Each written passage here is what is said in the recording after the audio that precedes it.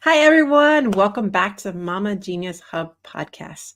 I'm so glad to have Sandra Posing here today with us. Today, we're going to be diving into all the goodness about how do we time manage, how do we do all those things to create our better life, and just that rich goodness of how to get into our genius, because that's what this podcast is all about, creating those easy ways to get to the easy, because the easy is really when we feel it's easy, we're flowing in our genius, and sometimes we don't recognize that. So that's what today's all about. So I'm going to go ahead and introduce Sandra as I move as you know, I always have to move my stuff around. Sandra Posing. She had me put crossing down. Is a speaker, coach, and lifestyle entrepreneur who helps driven millennials unleash their inner badass and manifest dream lives. I love that. We all need that. Originally from Sweden, but raised in LA, just like me, and currently based in San Francisco Bay Area, she was an early adopter of the digital nomadic lifestyle and runs her own personal development company from her laptop wherever she goes. My hero, what I'm aiming to do as well. Welcome to the show, Sandra. We're so excited to have you today. Thank you so much for having me. I'm stoked. I love all these topics so much. So let's just dive right in because that's who I am. And tell us what got you, what's your story? Why did you go down this route?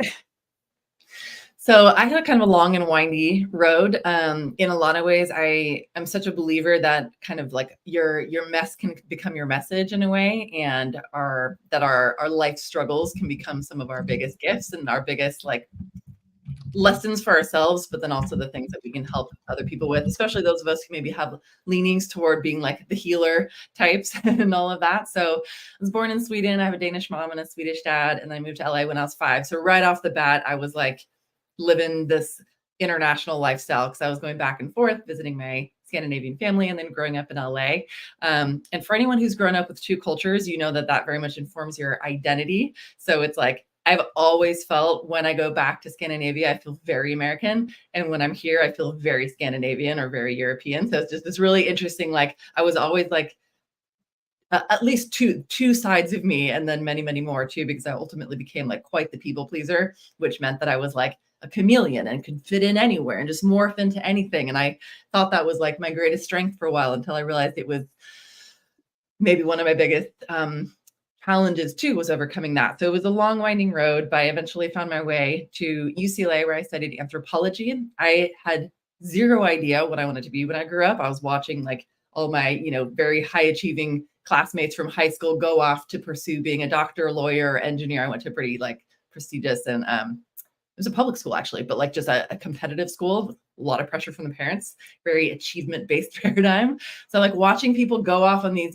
conventional success pathway. And I was like, I no idea what I want to do, but I ended up at UCLA and I eventually had to pick a major. And so I picked anthropology because I was like, I like people. I like studying people. I'm curious about culture. I love to travel, and if nothing else, like help me learn more about people and culture. And then eventually found my way up to San Francisco after college and was still like completely clueless, but I just started trying stuff. So I'm a big experimenter. I'm very curious. I was like, I ended up in a job where I was selling life insurance, and I was like, nope, definitely not that. I was like, it's not finance. Interestingly, now money is one of my favorite things to help people with, but in a very different way.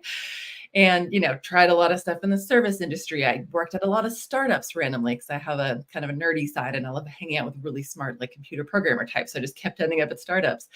But it was long and like bumbling, windy. Like if I looked at my resume looking back now, it would seem so random until you kind of zoom out and connect the dots. And then you're like, okay, now I understand what each of these little like milestones on my journey, like how that was actually helpful. But ultimately up here in San Francisco, I was kind of still bumbling around trying to figure out what I wanted to do. Realized I can't be a 9-to-5er. I need to be able to travel. I also am total rebel. I was like, I'm not going to do well if somebody tells me what to do and what to wear and when to be there and all of that. So over time, everything started pointing me towards entrepreneurship. And I started finding my way towards the coaching world. I was in fitness for a while, which was the closest thing, but not quite it.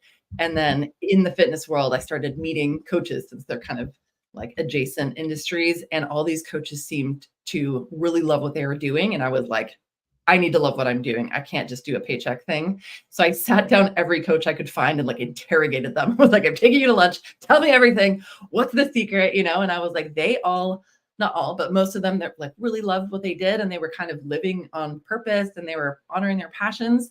And they also had freedom, which I started to realize was a core value of mine and also related to my own life purpose. And I was like, I need freedom. I need to love what I do. Found my way into the coaching world. And then it was like, never looked back after that. I felt like I had come home. And I'm like, I've been reading self-help books since I could read and find them on my mom's shelf. I just didn't know this was a job, let alone a career. And once I found myself in the world and starting to actually do the work, that I just fell in love. I was like, this is literally what I want to do in my free time anyway. And now I can help people professionally and continue to study everything I want to study, but then also have a bigger impact. So it was a huge blessing until I realized that if you're going to be an entrepreneur, you also have to be a business owner, which means you also have to run a business. And then I was like, oh, okay. So that was the whole next personal development journey, which I imagine is maybe the biggest, deepest one other than parenting. But so I was like, the entrepreneurship journey was like, okay, like strap in, get on the roller coaster. And it hasn't been easy, but it's the hard that I would choose 100 times out of 100 compared to a hard that's not the one that's aligned for me. And then here we are. So I love that. So first of all, I'm going to have to just say, like, we're going to shake you right now and be like, you're the coach now. Tell us what to do. You're not the one at the table that we're going to be like, what do we need to do?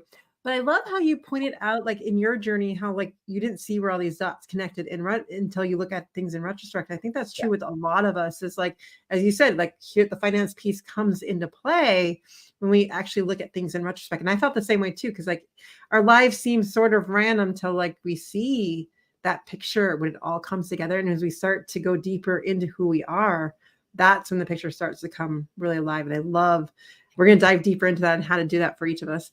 But that just was just like, so true.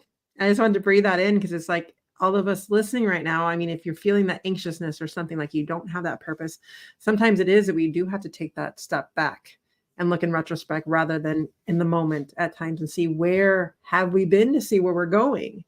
I love that so much that you brought that through your journey. And I just pictured that so much as you were talking. We're so quick to judge it too. And if we can instead look back and just be really curious and see what the lessons were and look for patterns and look for takeaways, then there's so much to learn there. Oh my God, that word judgment is so key because actually my day was kind of funny as I was telling you that we recorded the pilot for the TV earlier. But before that, I was deciding like I have all this huge to-do list, right? And I was like, should I go to this women's circle I normally goes to on Wednesdays, or should I do this to-do list? And you know what? I chose a circle. Ironically, because I chose a circle, someone put a passage in the group that I was then able to use something like guide it what I need to do next. And sometimes I feel like we use that to-do list to guide us so much rather than like where we really know where we should go with ourselves. And I think that really goes into the retrospect, as you were talking about, of putting all those pieces together and seeing, and we can do that as simply with our day too, and how to break it down versus like a long time. So I want to dive into that with you because we're going to be in your genius, in your wheelhouse of how to do all these things. So lead us. So in terms of, but where would you like to start in terms of like breaking down the day, managing our time? I'm leaving it up to you because I know that I really feel like whatever you felt was like from what I said, that first piece that you think we're called to do, because I think I want to defer to your genius right now and think what the audience might need to move forward in that. So I'm going to defer to you on that one. Awesome. Well, I will riff then just off of some of the things that I think are so helpful and crucial for all of us just to like live lives that are less stressful and more fulfilling and ideally inching our way toward our dream lives, but especially for women and especially for moms, especially for very busy moms, which I think whether we are busy moms or not, most of us know a lot of them and can see the toll it takes and how like, I just so believe it doesn't have to be as rough as it often is for folks. And I think a big part of that is just like one of the main tenets of everything I do is like radical honesty with ourselves, because I talk a lot about how kind of, I think that the world teaches us to live from the outside in, and the paradigm shift that's so helpful is when we switch that, we flip it on its head and we start living from the inside out, because the world is more than happy to tell us who to be, how to dress, who to marry, what job to get, blah, blah, blah, how to plan your day, all these things. And which some of that might work, like the default might work for some of us randomly, we might get lucky, but for most of us, it's not going to be the most authentic use of our time or the most authentic expression of our lives. So if we want to live from the inside out, where does that start? It starts with actually knowing ourselves. And how do we know ourselves? It starts with being radically honest, which sounds simple, but it's not easy, especially depending on our conditioning, depending on our trauma, depending on our family, depending on our societal expectations. Maybe you grew up with a situation that was very nurturing and very like, be who you are and be curious and do your thing. Or I would say most of us probably are more likely to have grown up with influences that are a little bit more like, this is who you should be. So the influences, the shoulds are so strong. Like it's where I spend like 90% of my time with a lot of my clients, many of whom are very high achieving, very successful, like literally just untangling this like should empire that they've like created for themselves unknowingly. And so I feel like it starts with being radically honest. And that's about everything. So like the work I do with clients, we're like, identity is kind of the starting point. So it's who are you? What do you stand for? What are your core values? What are your passions? What's your purpose? What lights you up? What gets you excited? What turns you on? What gives you energy versus like what drains you? What you think you should be and all that kind of stuff. And it can take a moment. So I'd say it's helpful to be patient and gentle with ourselves as we like untangle this big ball of conditioning and then start to see like what is actually underneath here that wants to emerge. And then from that place, once we start figuring out who we are, then we start figuring out what we want. And those desires can come from a more authentic place instead of like, well, this is what my life is supposed to look like. And this is what all the other moms are doing, or this is what, the media is telling me I should do. And especially like in the case of moms, what was like the rant from America Ferrera and Barbie, right? That like insert that clip here, right? Like my own version is like, we're supposed to be these like badass career women, but also like loving and devoted partners at home. We're supposed to be like super moms, but also like the best friend. We're supposed to be, porn stars in the bedroom, but also we're not show too much skin and whatever outside. Like there's an impossible web of expectations. And so if we listen to that and we go into comparison, we're going to spend so much time feeling exhausted and it's just not helpful. So instead it's like, who am I? What do I actually really want? Which like, if there's one question I think we can ask ourselves over and over, especially in the beginning of these journeys, is just, what do I want? What do I want? What do I actually really want? Like, what are my true deep desires? And then from that place, we start to have something to aim toward. So I'm like, now I know who I am, and now I know what I want. I love that so much. And I want to pause for a minute because I know as soon as you ask the question, what do I love? And I've done this too as well. The first things that comes up are all things you don't want. And then you make that list, and I've noticed that a lot, especially working with moms, like they'll just be like, I have no idea. So they start listing all the things they don't want. And so, which isn't necessarily a bad place to start, but we really want to get to that I do want list because that's what you want to focus on. Because when you think about the universe and stuff, they don't and knows aren't really part of it. Whatever you focus on is going to happen, whether it's positive or negative or whatever it is. So really honing in and finding that in yourself and really coming up with that list of what you really do want and really not what everyone else tells you want. And that's where the hard part comes in. I know that's the work with the paradigm and everything that you're talking about because it's so easy. We're not wired for that. No. We really have to do some deep work and thinking through it and work, shedding some of that web you were talking about that exists in us to be able to figure out a simple question. What do you want? Like simply asking, what do you want for dinner? How many times do you get that from the kids or like anywhere? It's like, I don't know. What do you want? I don't know. What do you want?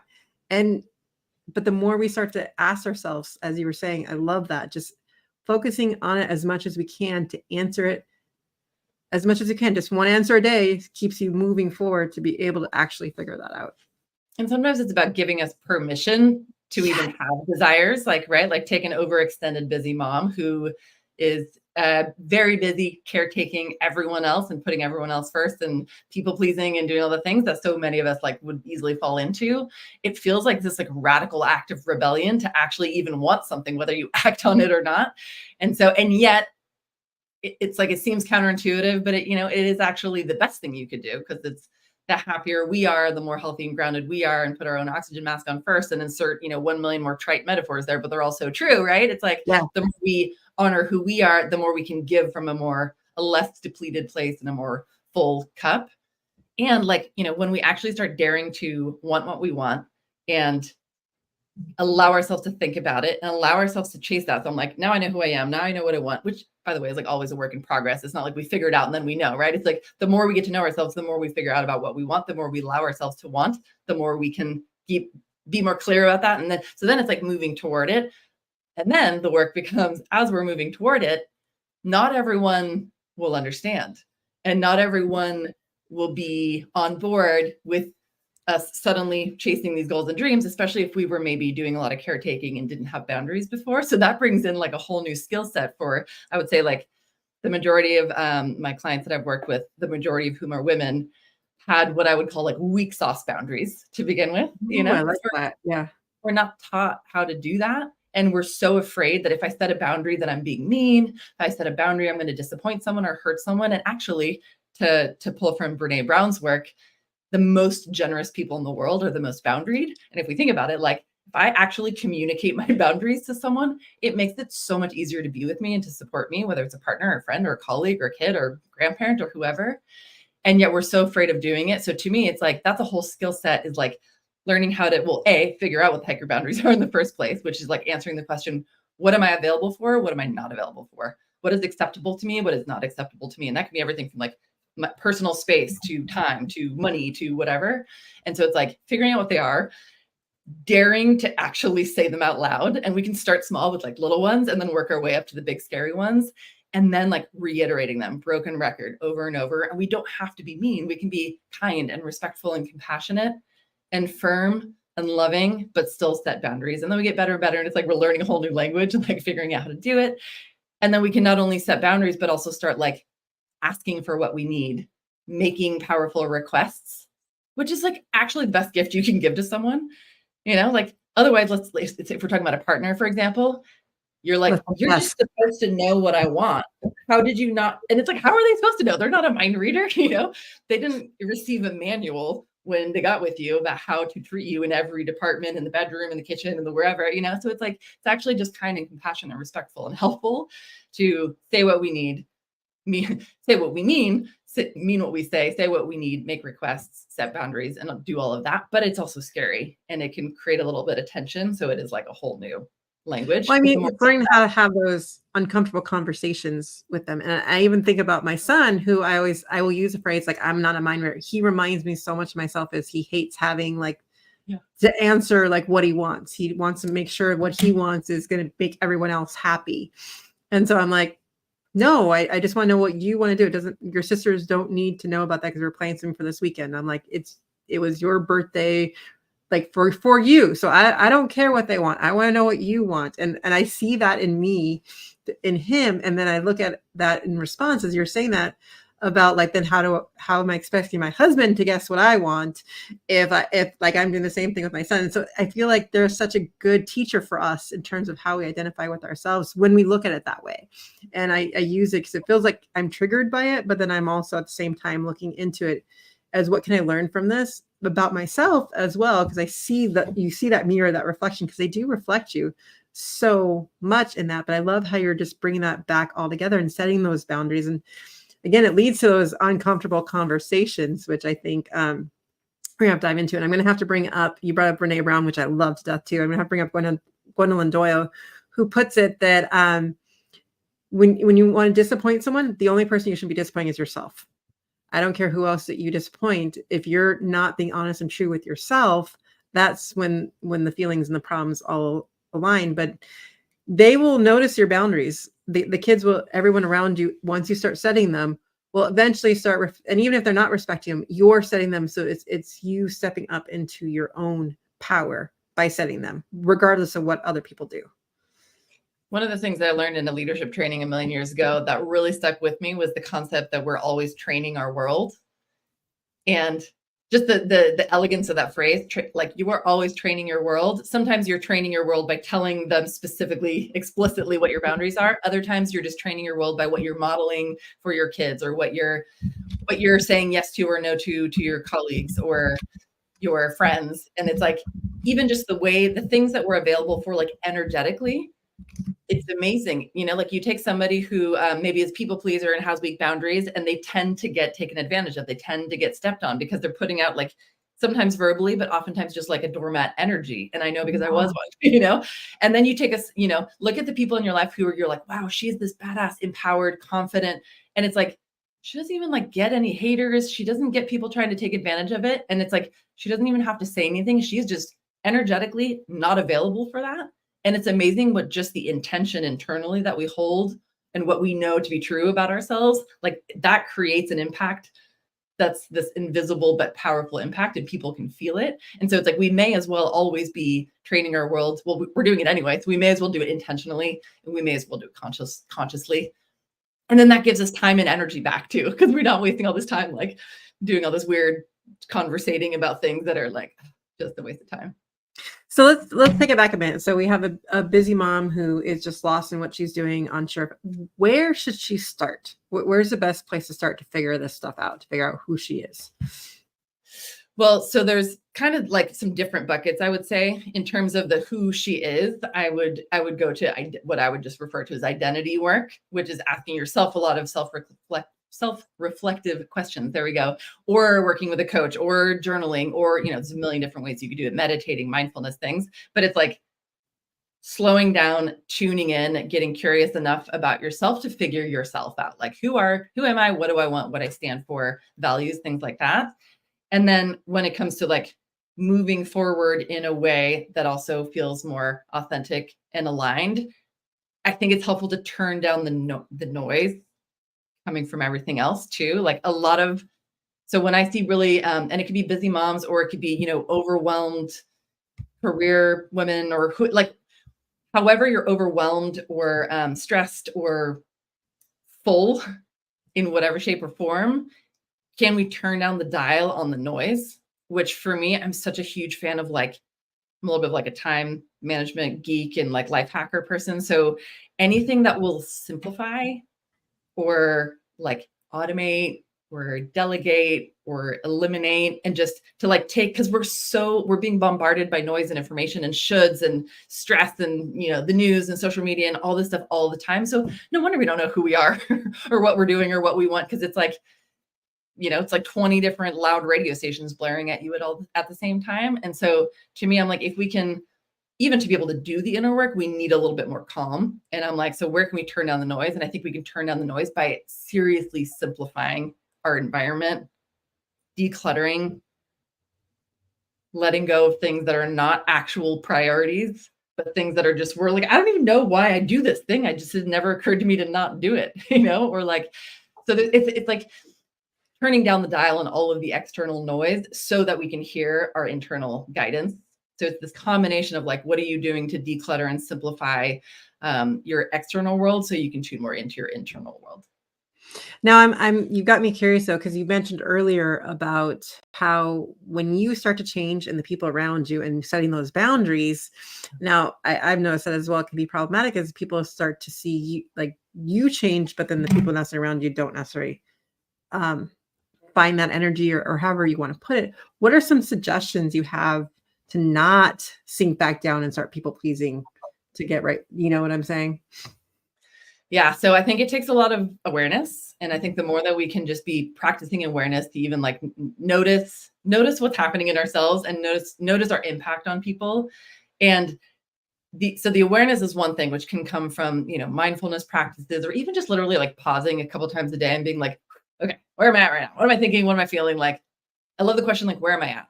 Because sometimes we're like running around on such autopilot that we're thinking about 1,000 different things and doing 1,000 other things. So we're so not present. We're so not aware. And in order to be more aware, we just need to like slow down. So that's one thing. And I just lost my train of thought. Where are we going with that? Well, we were looking at how to set those boundaries or things with other people who might get in your way of, so you don't go back down, regress back to yeah. people pleasing and everything just because you're afraid of the backlash and disappointing others. Yeah. So thank you. So awareness is a piece of it. One of my favorite hacks, like for so many things, for confidence, for manifestation, for goals, for well-being, but also for not being pulled back down into our old unhelpful tendencies or being held back by like a reality that we're not really choosing anymore, is to embody our future self. Mm-hmm. So that's part of identity work, but that's less about untangling the past and like the shoulds and like figuring out who I am right now. And it's more about who do I want to be in the future. It's still you. It's not, it's like a version of fake it till you make it, but not really. It's a much better version. It's more about embody it until you become it. It's still you. It's like, if this is present me, future self to me is like my higher self. It's the version of myself that exists without time and space. And it's more of like a conceptual, the part that's connected to my intuition, to the universe, to whatever else, the energetic field, like, and that version of me is like my go-to for everything. So if I'm working towards this goal and I'm feeling really good, and then people in my world are very threatened by the version of me that's showing up because they're like, I don't know who you are, you've changed, you know? So instead of being like, oh, I'm sorry, let me go back to what makes you comfortable, instead of doing that, I connect with future self, who I know what she wants. I adore her. She's so inspiring. You know, I'm not there yet. She's way ahead of me in many ways, but I'm like, how do I tap into how she thinks, how she feels, how she acts, how does she behave, how does she treat people, and what would she do? And she can like come whisper in my ear, and she wouldn't go back to that because she knows, you know, it's like, it's the part of you that knows that you're here to do big things. It's the part of you that's your potential fully expressed. So I tap into that. And when I'm in her energy, it's like not even an option to consider going back. I will lovingly like hear anything that anyone has to say and just not take it in. I will appreciate where they're coming from. I will have so much compassion and love and respect for them. And I will just opt out of any invitations to go backward and continue my journey towards, I know what I'm here for. I know what and that's where all the identity work from before of and who am I and what do I want? What am I here for? My purpose and passions and all that, like that's connected to future self. So it's like a shortcut. Well, I love that so much because you think of the future self and you're like, that future self is the one that people look at those speakers and stuff and say, I want to be that person. And so like if you were that person already where you are right now, they wouldn't even be questioning you right now because they're just not seeing what you already know. And so I love that you're saying you have to hold that in so hard though, because you know what's coming. They might not know yet. And then when you're here, they're like, oh, I see now. And then all of a sudden everyone's like on board with you after the fact. But it's like that journey part it is so hard to keep going sometimes when you have the things that come up and people pushing your, you know, coming in front of you and saying you need this isn't right for you, but they don't know.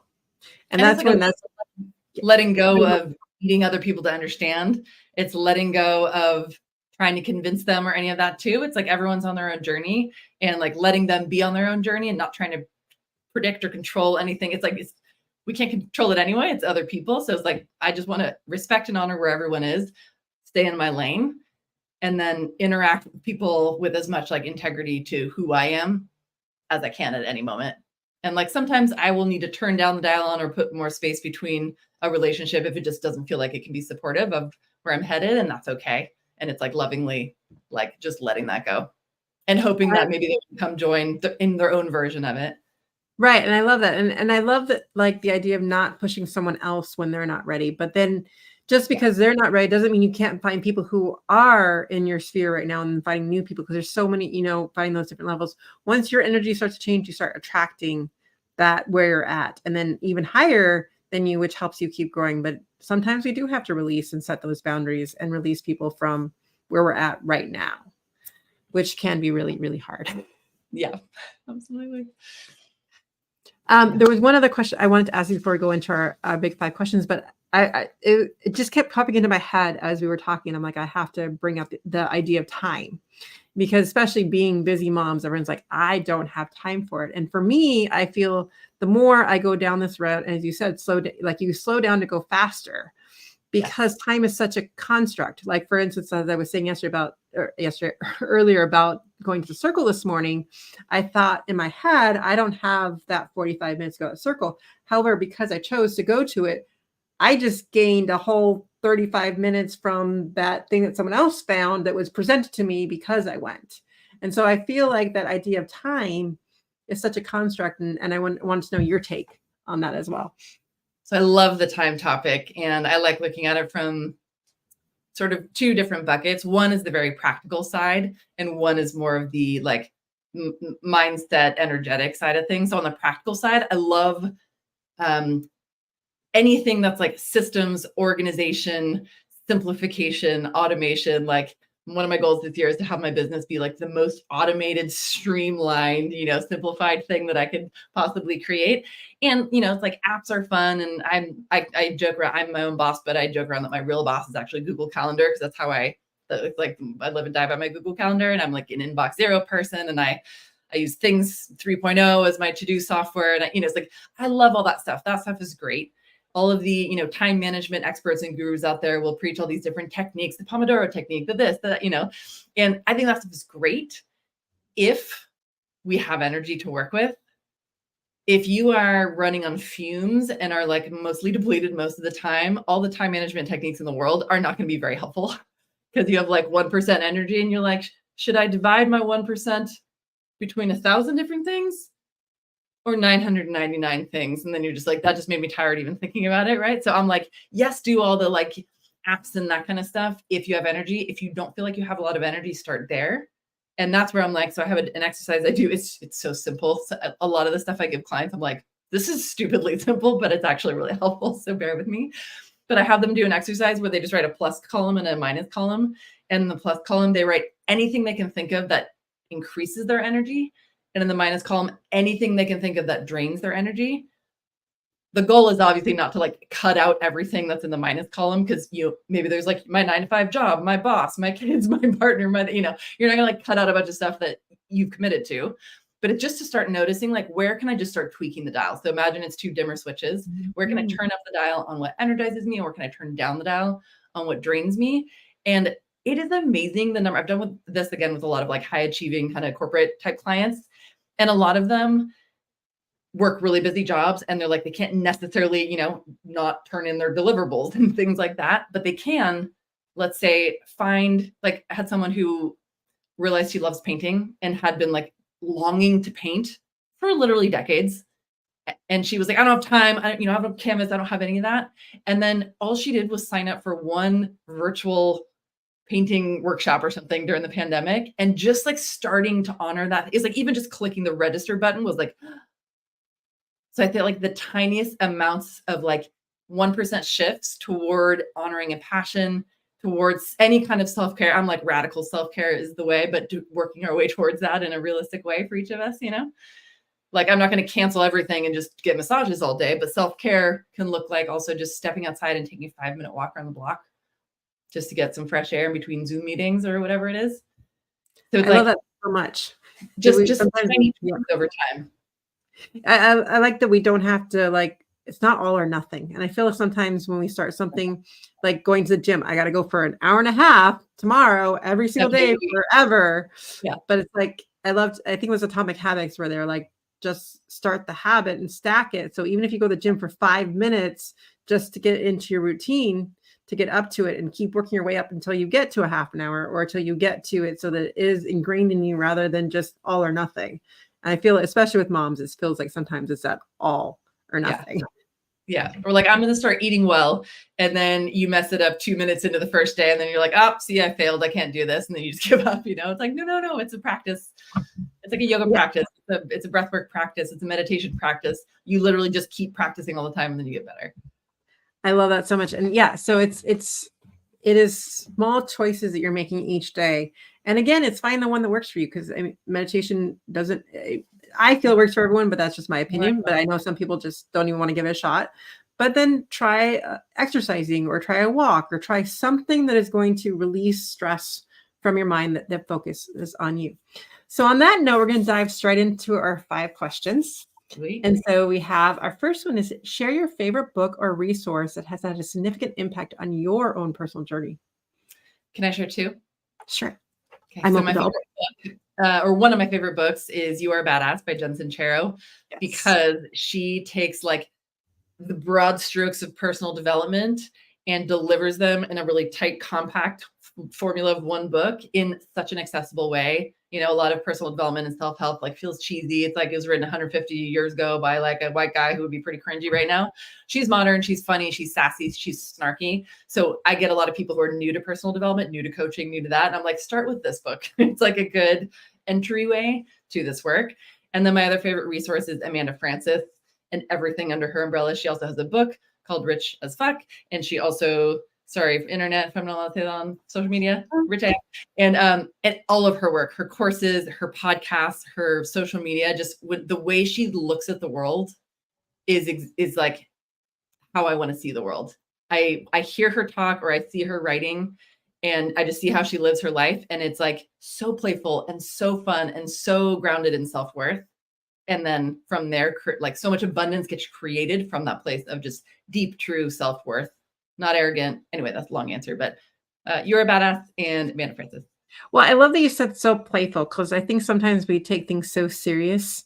And I know I especially did. And the more playful I am, the more I joke with the kids, the more fun, like they remember that stuff. And we're so busy with our rigid schedules that I love Jen's book as well, just because she's so real about it. And she even points out how, like, I didn't think I was able to do this. Like, I didn't think I was like, I shouldn't have been able to do this. I was like living the way she was living and like not had much money. And then like, but it's these stories that we hear, like they were at that point. And so whatever point you're at it's not stopping. It's just taking those small choices and keep moving forward. So I love both those as well. Number 2, what is a way you were able to create connections through your work? Oh man, it's so deeply woven into, it's like my work and my life are pretty much indistinguishable at this point, which I'm really grateful for. And so it's kind of like, how can I not create connections through my work? Like when I work with my clients, I become friends with them. When I hang out with my friends, we inevitably talk about our work, and I talk about my work because it's just part of who I am. It's like all of my work is an expression of who I am. And, my biggest passions are like manifestation and entrepreneurship. So I get to do all this personal development, whatever work with my clients, but also my free time. And then I get to work on my business, which is my other biggest passion. And I get to hang out with other entrepreneurs who are doing cool stuff. So it's like everything is a connection to everything. I love that so much. And it's funny that funny that you say that, because like one of the biggest conversations I'd had with my husband about the business is like, I don't know what it's your personal development. I don't know what you're doing for fun. And I don't know what you're doing for your business. I can't ever tell the difference. And I keep trying to say, like, I know I'm not quite where I want to be yet, but I was like, from every entrepreneur I have that has like gone further along, that's been in this longer, there isn't a difference. Like, it is just ingrained in what you are. And so like, I'm trying to open that conversation up, but I see that. So I'm throwing that out there to mompreneurs out there who are just starting, going, it is going to be part of the conversation. It is something that you're gonna have to work out for yourself. But to think about it in those terms, that ultimately your goal would be to have them intertwined, because it is who you are, and getting paid for your genius is the ultimate goal. Doesn't obviously start out all the way right away, but when we're doing that, that's how I feel we're going to change, getting more women into that position. Agreed. Number 3 for you. Here's the opening up the conversation to, I even started our conversation with, how are you? It's like so ingrained in my mouth, I can't stop. And then we always say, I'm busy, or you answer, I'm fine, which seems to define who we are, especially as busy moms. We're always just like, I'm busy, or you're working with some corporate person, I'm busy. So any suggestions on how to either change the question, change the answer, anything to do with, because the word choice is just so important. Yeah. So I have one answer, or I have a 2-part answer, and I'll give both. So the one part answer, if you want to keep it really simple, is just to like, which again, it takes awareness to even catch yourself, because you're like, there I did it again, but it's like, I'm busy, crap, I did it again. So it's like just the awareness to start noticing what you're saying and like notice how it feels, right? But so assuming that we're noticing we want to change it, then it's like you're about to say I'm fine or I'm busy, and then instead you pause, and you can even tell the person like, give me a second, I'm just checking in to see how I actually am doing right now, or like, and you make a joke of it and be like, hold on, check it in. I am, and then, or like, I don't know, how am I doing right now? How do I feel? So it's like pausing and checking in, and not in our minds, because our minds want to be like, I'm great, everything's fine. Like we have a story we want to tell, or we just want to deflect because we don't want to actually tell a story. So it's like actually getting out of our head and tuning into our body, which is where our emotions live. And it's like, how do I actually feel in my body? And so you just do like a quick body scan, which can take half a second, and be like, I'm feeling like pretty good today. I feel calm. And then I like to take whatever, good, great, busy, whatever, and just choose a different word that's not a default word. So I might like put my hands on my heart and be like, I feel satisfied today. And that would be it. And then I would ask them and like have the intention of them actually answering it too. I love that. The answer would be like, Yeah, like do the check-in first and be honest. Maybe you're like, you know what? Like, I'm actually having a rough day. I'm feeling really stressed right now, which we're afraid to do because we don't want to like burden the person with our, or we do want to tell them because we want to, like, misery loves company. I'm like, oh my God, I'm so stressed and busy. Aren't you also so stressed and busy? But we could break that pattern and be like, I'm actually really feeling blank, and be super honest. And then you add to it something about what you're moving toward, so it could be like, you know what, to be perfectly honest, I've had such a stressful week and I'm feeling really depleted and I haven't slept well. However, what I'm moving toward right now is just trying to get more sleep, because I know if I get more sleep, then everything's going to get better. How are you doing? I love that. I love that too, part like how you put it all together, and the checking in, because it's what I always start with too, is like just checking where you're at. The more we do it, the more we just start to regulate it. And I just want to preface, when we check in with ourselves, I love, because you have that, what I'm moving towards, because we don't want to judge ourselves. Again, it's all awareness of just checking in. Where are we at? And where do we want to go with that now that we've identified it? But not to necessarily say, oh, well, you shouldn't feel that way to yourself, because we have that tendency to do that.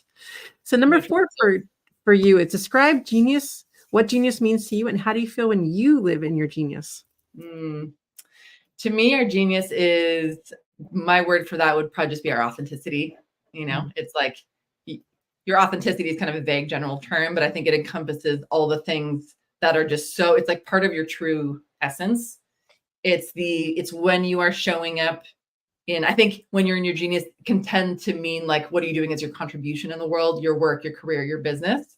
And I like to open it up more into just like, when I'm in my genius, that's when I'm showing up in integrity with not who I believed myself to be, not my former like should identity, but really my true essence, the real me, my higher self, my core, my inner wisdom, all of that. And then when I'm in integrity, that, which is like a work in progress, like it's always ongoing, but the more that we can come back home to who we are. That's why I called my podcast Oh High Self, because it's like always just this act of coming back home to ourselves.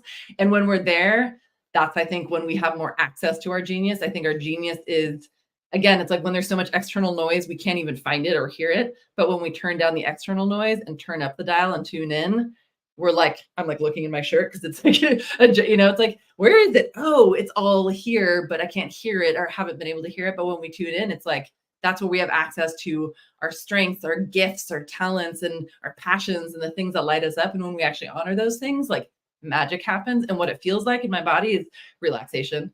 It's like, it's relaxation and excitement. So how, to me, there's two very distinct things. When people are like super excitable and they're like, oh, but it's like a frantic, frenetic energy, and it's like they're ungrounded. They're like, it's like their feet aren't anywhere near the ground. They're just like, floating forward like really fast, which is really tiring to be around. And then there's grounded enthusiasm, which when somebody walks into a room and they're just like calm and grounded, and it's as if they're like solid, but they're also animated. There's an excitement or an aliveness to them, which can look like, so many different levels of like intensity depending on the person, and honor the one that's each of ours, not like try to act super excited. Like, I'm never going to be like Brendan Burchard. He's so intense for me in terms of full on enthusiasm, but it feels genuine for him. My version of that is like a much more mellow, but still my level of it, so it's like, it feels like, actually the Chinese proverb, tension is who you think you should be, relaxation is who you are. Oh, I love that. That's like probably the more short-winded way of answering that question for me. That's all right. We got to a long one to sometimes a Chinese proverb needs that kind of explanation, though. Yeah, there you go. There you go. And our last one for you today is from a coach's perspective. How do you encourage a child to explore new skills or passion to discover their genius? Easy. Growth mindset. Like, all the shout outs to Carol Dweck and her work around growth mindset. And for anybody who's not familiar, her book Mindset or her TED Talk is a good starting point. But it's the idea. I grew up in the generation where we were, I'm sure it's not the only generation, but I know a lot of us felt so much pressure to move towards achievement. And we were praised for things like good grades, being smart, being beautiful, being talented. Like, so all of it was things that you either have naturally and you haven't like done anything for, or you worked your ass off, but it's only the final, it's the A. It's not that you were doing your best during class. It's, did you get the A+? No, you fit, so it's like, it's not achievement. It's not like talent. It's not beauty. Those things can be fun to acknowledge too. But I think what really is helpful to is acknowledge and encourage curiosity and exploration and openness and effort and consistency. Like, yes, hard work, although I'm very much not opting into like hustle culture because that feels like a very like old school bro patriarchal mentality. And as women, like we work in a different, not 24-hour, 28-day cycle, you know, like we need periods of rest. And as humans, we're cyclical creatures. So it's like, but yeah, short version is growth mindset. Longer version is encourage growth, growth and then curiosity and effort and exploration. I love that. And I love that you explained the hard work part, because I really see the effort in it, because it's not necessarily like that we have to like, but if you're putting your best foot forward as much as you can into that. And I see that. Yeah, I've been actually trying to focus that with my kids as well. Well, I want to thank you so much for being on here, but I want to give you a chance for final words and let everyone know how they can get a hold of you. Yeah, so I love all this stuff. I'm such a personal development junkie, all things empowerment and lifestyle design and manifestation and abundance. Like I really just want to help people live extraordinary lives, whatever that means to them. So like on their own terms. The gift, the free thing that I would love to offer anyone who's listening is a 3-part pop-up podcast that is available soon. The URL is live, so you can go and put in your opt-in information or your email information, and you'll get an email, and then you'll get an email when it's live. It's coming. It's under construction on the back end, so tweaking some things. It's called Unlock Your Confidence. Or I said that wrong. UnlockTrueConfidence.com is the URL. And to me, that's like the core of so much of all of the other work. Like a lot of the work I do is around manifestation, and it starts with this true confidence underneath it all. And it's like unlocking that unlocks so much of our other potential. It helps us become more magnetic, where we're like, we start just attracting our desires instead of what we're talking about, that like hustle and working hard and like grasping and like, you know, just the bro marketing old school way of like bang your head against the wall, sleep when you're dead. Like, no, thank you. So I'm leaning a lot more into how do we turn up the dial on our magnetism and become these like smoldering, pulsating magnets to our desires, and then go still take action, but from a much more inspired place. And so Unlock True Confidence is about that. It's a little toe dipped into that world and get some quick wins from that. And then in terms of where to find me otherwise, I'm the only one of me, as far as I know, Sandra Possing. You can go to sandrapossing.com. I'm at Sandra Possing on all of the social medias, and love connecting with people about all of this stuff. I've got a couple different ways people can work with me, from one-on-one to lower cost membership and some courses and things in between too. So, well, thank you so much for joining us today. And we had such a great conversation about getting inside of ourselves and how to figure that out, and time, so many different things. I'm looking forward to more stuff to do with you in the future. And we'll see you next time on the Mama Genius Hub podcast. Thanks, everyone. See you next time.